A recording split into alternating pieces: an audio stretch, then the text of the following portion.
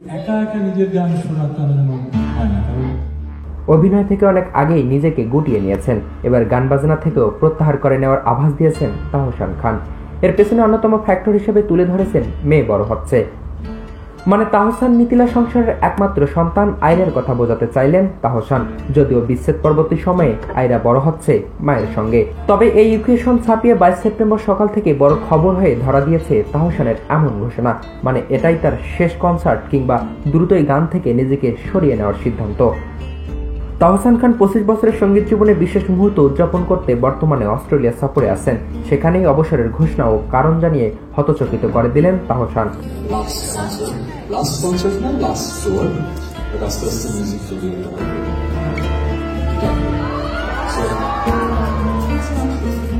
সামাজিক মাধ্যমে ভাইরাল হওয়া ভিডিওতে তাহসানকে বলতে শোনা যায়, এটাই আমার লাস্ট কনসার্ট। আস্তে আস্তে মিউজিক ক্যারিয়ারটাও গুটিয়ে ফেলবো। মেয়ে বড় হচ্ছে, এখন কি দাড়ি রেখে স্টেজে দাঁড়িয়ে এমন লাফালাফি করতেই ভালো লাগে। তিনি আরো জানান, ইতিমধ্যে তার সব সোশ্যাল মিডিয়া অ্যাকাউন্ট ডিঅ্যাক্টিভ করে দিয়েছেন। গানের আগে অভিনয় থেকেও সরে দাঁড়িয়েছেন তাহসান। গত বছর তিনি এ প্রসঙ্গে বলেছেন, আমি 20 বছর ধরে অভিনয়ে কাজ করছি। কখনো কখনো নিজেকেই বিরতি নিতে হয়। যখন মনে হয় কাজ একঘেয়ে হয়ে যাচ্ছে, তখন নিজেকে থামিয়ে দেওয়া উচিত।